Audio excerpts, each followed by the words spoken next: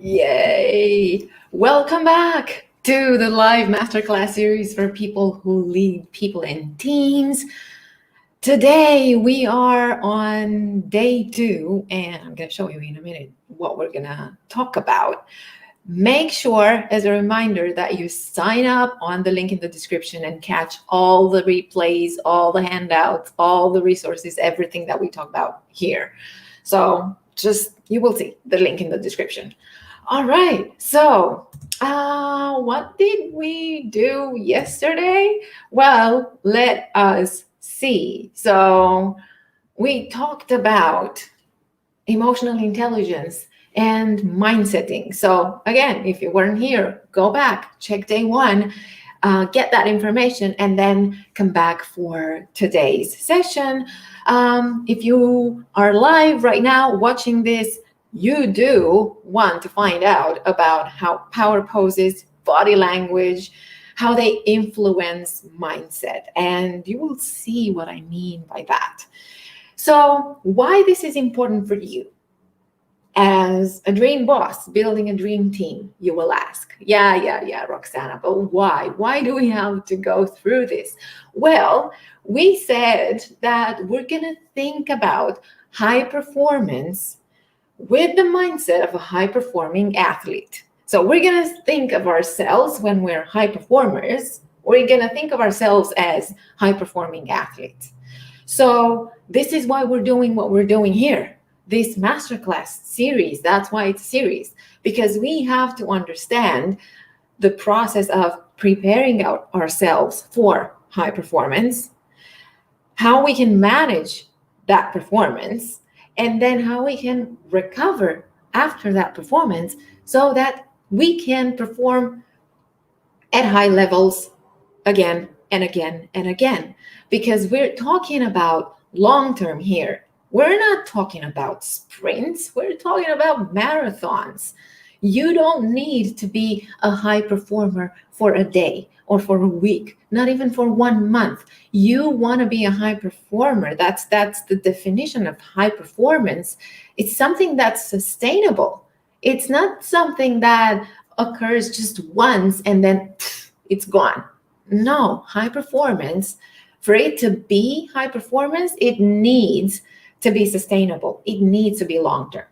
So that's why we're doing this. That's why we're talking about preparation. And that's why emotional intelligence and mindset are going to be super important, because that's, as we said yesterday, the difference that makes the difference. When we all have the knowledge and the skills and the experience and we're at that level, what do you think that's going to make the difference? Think about high-performing athletes. Who are the ones who are able to keep themselves in the top 10 constantly? The ones who work on themselves most. So that is why we're doing this. Okay. So we said yesterday that mindsetting is something that we do. That's why, for me, mindsetting is a verb. It's to mindset or not to mindset. But the thing is, we mindset all the time anyway, because we set our minds on something, whether we do that consciously or subconsciously or unconsciously, right? And so we said yesterday, I'm not going to repeat the whole thing, so just get back to the mindsetting piece that we discussed yesterday. But we said that it all starts with what we think, right? So it all starts with our thoughts, how we think about one situation or another, about one project or another, about one crisis or another. That's going to be important when we get to managing crisis and change. So it all starts with a thought. And then that thought makes us feel one way or another, right? It gives us an emotion. And because of how we feel, we're going to do something, right? If I feel good about it, I will take an action that goes with that feeling. If I feel bad about it, I might take an action that doesn't make me feel good, or I might take no action at all, right? It can be both things, or one thing or another, but I have options. But depending on how I feel, that is going to be my behavior. And because of the stuff that I do, I will get one result or another. And because that is the tangible part of this, the minute I see the result, whether that's good or bad, right? That is going to feed right back into my initial thought. And we set the example of each time I present, I feel like I'm thinking that I'm going to be judged and I'm going to be disappointed and I will look ridiculous. So that will make me feel bad. And so my actions are going to be according to the feeling that I feel. And then, unsurprisingly, I will get a bad result. And because I get a bad result, obviously, I will think, yeah, you know what? I was right. Each time I present, this happens to me.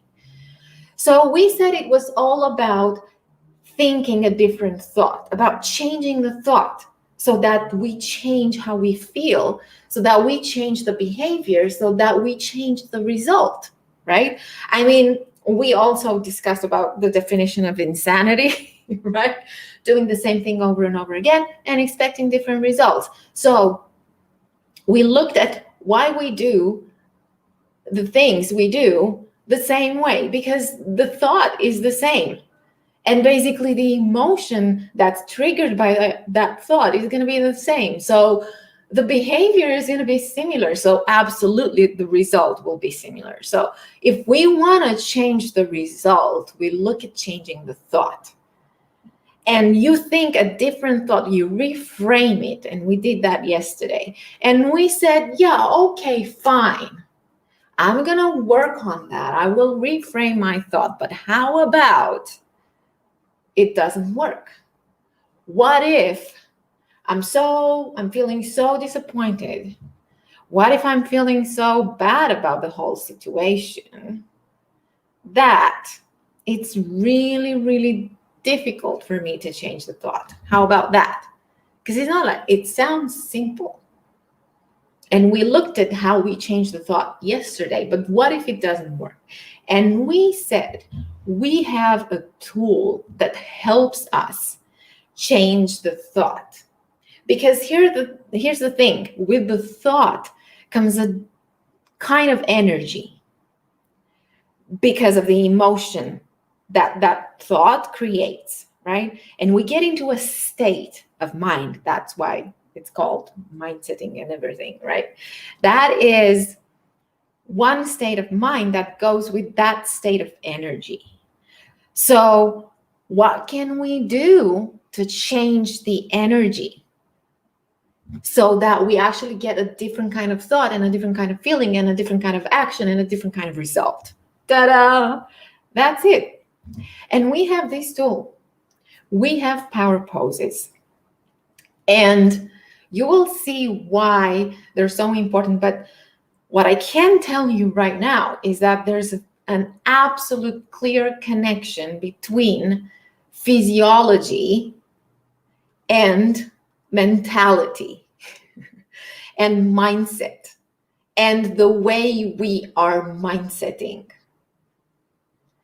And you're going to say, okay, tell me more, because that sounds a bit crazy, but it isn't. And just look at this example. These are photos courtesy of Amy Cuddy at Harvard University. Amy Cuddy has what has been a controversial TED Talk that's called How Our Body Language May Shape Who We Are.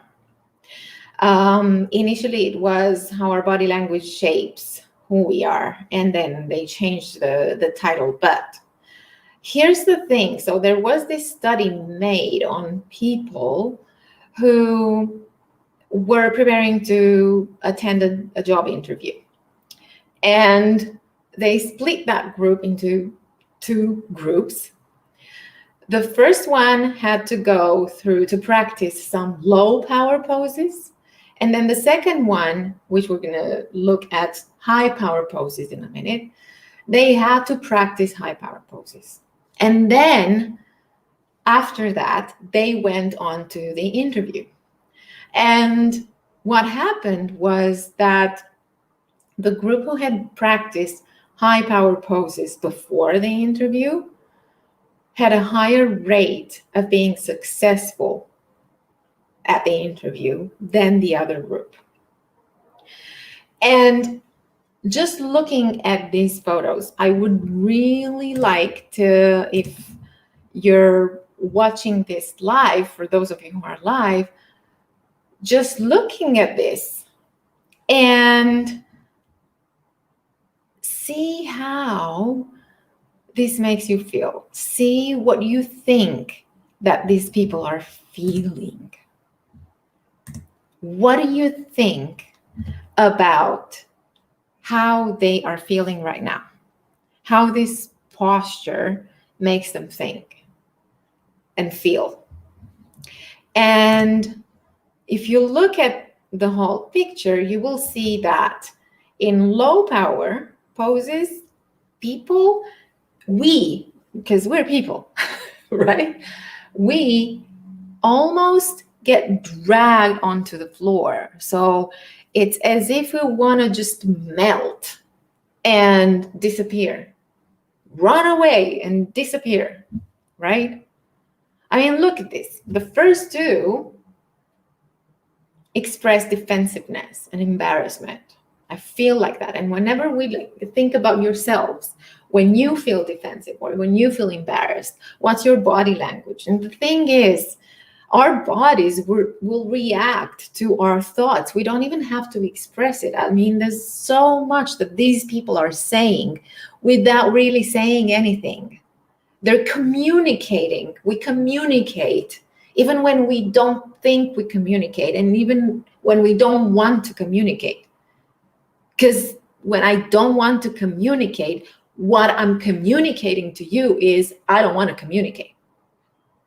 So that's one way of saying things. Now, for you as team leaders, that's going to be important as well to recognize these body language cues in your team. But to link it to yesterday's session, it's going to be even more important to recognize these cues in yourselves. So check your body posture now. There's a reason. I mean, I'm not kidding. Check your body posture and see, how do you sit? How do you stand? Are you sitting? Are you standing? How do you sit? How do you stand?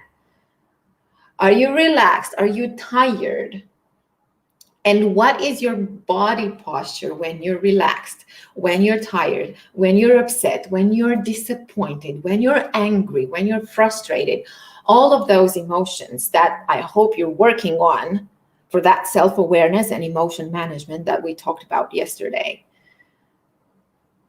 How does that go for you? Because that's an important bit to recognize in communicating with others. Communication is so big. And it's in the little details and in the little cues that we're capable of reading or not, that we get more than just what is said. Look at the photo in the middle. That is protection or lack of confidence. Or let me tell you, it can also be feeling tired. Because when we feel tired, we need more protection and more support, right? So we instinctively do this because it relaxes us and it feels protected. It feels good. This is a very vulnerable area right here. So we say a lot. Our bodies react to how we feel and to how we think. Like here in the last two photos, we have powerlessness and shame. Now think about you. How do you What's your body language? What's your body posture when you feel powerless, when you feel shameful, right? So that is one thing.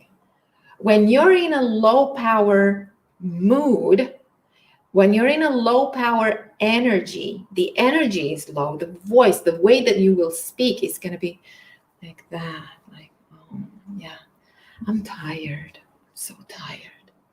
There's no energy, there's no voice, there's no, the whole body will say the same thing. It will express how you feel instinctively, right? So what do we do when we have that thought, that negative thought that creates an emotion that doesn't let us create the kind of action that we need to take so that we have the result that we want? So instead of thinking, oh my God, this is useless, this is never ending, this project will never end and it won't be successful and there's no way I'm gonna finish it on time. And I have this thought and it makes me feel exhausted and powerless and disappointed. So what do? I check my body posture, and then what I can do and recognize those emotions, recognize what's going on in here, and then manage it. So if I can't change the thought, because no matter what I do, my body posture is going to keep that thought in here. And I'm going to be like, I need to change the thought, but I can't. I want to change the thought to something positive. And here's my body language when I say that. So how do you do that? How do you change the thought? You change the energy first. And you practice some high power poses. I mean, look at these, the same people, different energy. What's the energy in here? What does this tell you? How is that for a change of attitude, a change of energy, a change of, I'm ready for this. I'm so ready. Let's get to it, right? This is what you see here. I mean, look, these are people who are relaxed or confident. And how many times when you've seen people saying something like, oh, you know what, I imagine, just think about us going here and there, and you do this, because that's relaxing. And when we're relaxed, we're also creative. So we start imagining things. So that is the creative mode that we get into. And check again what happens to you when you're creative, when you're relaxed, when you feel confident. See how the body expands? We don't want to run and hide anymore. We are there. We want to be seen. We want to be heard. We want to communicate. So our bodies, they will take their natural space. Now, I said there's a reason why I stand up today instead of sitting down for this particular conversation, because I was feeling tired before going live, and I don't want to feel tired, not when I talk to you and not when I talk to you about power poses and energy. So I checked my body posture and I was thinking, you know what, I'm going to be too relaxed on that chair, too relaxed for this conversation. I don't want to be relaxed. I want to feel what's going on. I want to get that vibe, even if it's online, even if it's virtual, you still get that vibe of how you feel when you talk to people who are on the other side of the screen. So what's going to help me? It's going to help me more if I stand, because I get more energized when I stand. And the whole point of this is find something that works for you. Find a power pose that you can practice even before those important meetings with your team, those important conversations with your team members. Find what works for you, what helps you change the level of energy. You are at low energy today. What do you need to do to get a little bit of an energy boost? Power poses, high power poses might help you. I mean, you will recognize this is the Wonder Woman power pose, right? Or Superman. I put it as a Wonder Woman because it was a photo with a lady. But Superman, Wonder Woman, And the thing is, why this power pose helps is because you expand, you take your space, you occupy your space. And it helps you feel balanced and confident. I mean, look, it's all about balance in this pose, right? It makes you feel sustained, supported, balanced. And that is what will help you feel confident, because it boosts your energy. Because the thought when you do this is going to be, I'm ready. Yeah, I'm on it. I'm in control. And when you think you're in control, you start feeling like you're in control, right? Or these ones, talking about control, this is even more control and power. How many times have you seen people do the last pose in meetings when you had meetings in the office? How many times? Like, people who need an extra pose to say, hey, I'm in control here. I'm powerful. I'm leading this.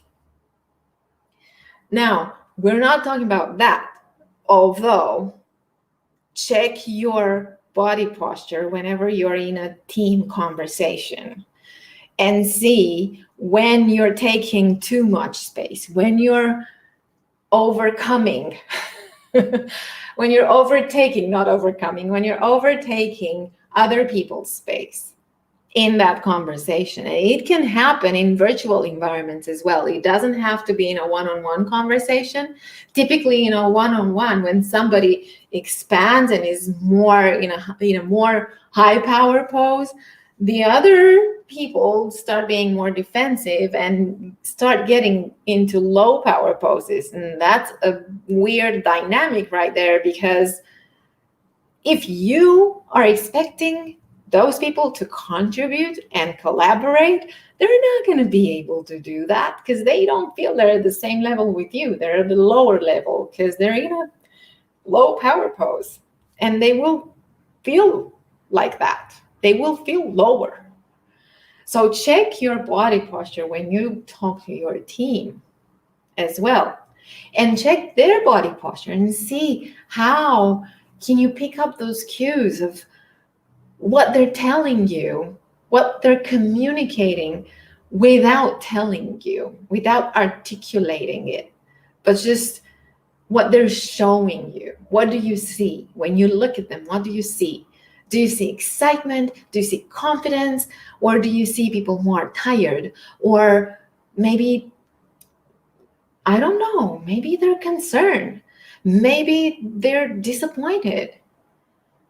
That you can read. But first of all, learn to read it in yourself. So let's look at what happens to us in low power and high power afterwards. So in low power, what happens is that we get into that freeze or flight or even fight response, but typically we get into defense mode, and we do whatever it takes to keep us in that survival mode. But that means that we're going to cut communication, because when I'm in the freeze or fight or flight response, I don't care about what happens externally. I care about me. I care about saving myself. I care about surviving in that situation that for me is life and death. And that may be in a team environment. That can be something as simple as an argument. It's something that a disagreement, something that we disagree on. For some people, they might perceive that as very threatening, very dangerous, because they perceive it as a conflict already, as a big thing. And they don't want to go through it. So it's the freeze, the flight.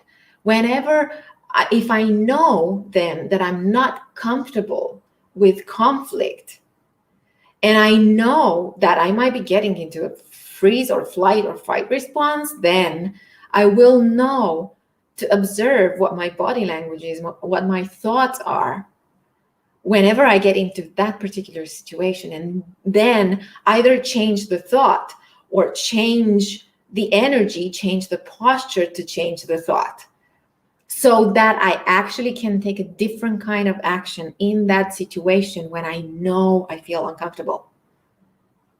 But no matter how uncomfortable I feel, if I don't take a different kind of action, I'm never, ever going to get a different kind of result. So in low power, this is what happens. And it's crucial for us to know, when do we feel that we have lower power than the other people in the room? When do we feel powerless? And check your body posture. And you will see we're not making eye contact, we're cutting communication because we don't want to be seen or heard, because we don't want to be in that situation, because that's bad. That's a situation that we want out of. And the energy is going to be low. I mean, consider freezing. That is low energy. It's like, oh my God, I want to disappear right now. Now, what happens to us in high power is that we get an assertive response. And here's the thing, we want to make sure that we're heard and seen. So that is why getting from here to here, it's going to help us, because it's literally changing perspective. From here to up here, I see something different. And then I want to communicate. I'm getting into a different kind of energy. I'm getting from, I'm so tired and disappointed, to, okay, let's do this now. I'm ready. Okay, maybe that was an exaggeration, but it's like, okay, I can do this. I'm in control here. I can get into a different kind of energy right now because I need it. Right? And that's helpful. When I know that, today I'm at 60% of my battery. Just, I compare ourselves with a phone or a laptop, but hey, that's why we need time to recharge as well, right? So if today is not one of my best days, I'm at 60%, what can I do so that when I need an extra energy, what can I do to boost it? It's not going to be that I keep it, yeah, okay, that's going to be a quick fix maybe. Sometimes we do need quick fixes, right? Sometimes but that quick fix is going to come because I will know what to do in a crisis. I will know what to do in a specific situation. I will know that I'm at 60%, and I will know that when I'm at 60%, I'm not able to do this unless I get a boost of energy. How do I get it? So that is where preparation comes in. And also consider this. This is what happens, not just to yourself as the team leader, but this is what happens to people on your team. That's why team dynamic is, I love it. And it can drive us insane sometimes, because people are going to function at different levels each day, depending on what's going on the inside. That's why I say it's all personal. Nothing is just business, because it is. Because everything that happens on the inside is going to be seen on the outside. So just when you think about this, just think about yourself, see what happens to you, see how you react in different situations and what you can do, but also have in mind that this is what happens to the people on your team as well. Again, look at yourself as part of the team. You're not a different part of the team. You are part of the team as a team leader or the team manager. Okay, so I hope you're ready to practice your own power poses right now. And this is a photo of my son. And for those of you who are watching our lives, now he's much taller than me and he's at a different age. But here's one power pose that you can try. And by the way, one of the power poses that I love is this one, the winning pose, which is something that, again, we instinctively do. There was this study on athletes who were born blind and who were competing, and the ones who were winning the competition, although they'd been born blind, they would do this pose at the end when they were finding out that they won the race. So that is an instinctive pose. Whenever we feel like that, we do the pose. Well, how about we do the pose so we feel like that? That is what power poses help you with. Okay, so I hope you're practicing. Let me know how this helps. Let me know if you have any questions. By the way, you can also do power pose exercises with your team virtually online. That's fun, that's helpful, that's relaxing, that puts you in that state of mind of let's get to this, right? This is one of the things that you can do with your team. Now, for more resources and the session handout, and I have the TED Talk that I'm recommending and recommended books and links, just check the link in the description and make sure that you enroll to the masterclass so that you can get all of the replays and resources. And if you want to do more of this preparation, performance, and recovery, we're talking about all of these things and more about your specific situations and challenges in the Lead for Legacy League, which is a global online management and leadership transformation program specifically aimed at mid to senior managers and small business CEOs who want to improve their people and team management skills. So if you are interested and want to find out more about it, just drop me a message and we can take it from there. I can let you know more about it. You also have a link to the Lead for Legacy League in the description of this video if you are curious about it. You can join at any time. We go month by month. You can join anytime, see how it works for you, and decide to stay. I'm sure that you'll enjoy it if this is for you. Also, tomorrow, we're discussing breathing and diction exercises because, again, we talk about preparation. We talk about doing the right things that help us boost our energy, change our mindset, and manage our emotions, manage our state of mind, manage ourselves. We started with self-awareness and self-management. This is part of the self-management. So join me tomorrow for another live session from this live masterclass series, Be a Dream Boss, Build a Dream Team. Okay, awesome. Thank you for being here today and see you tomorrow. Bye.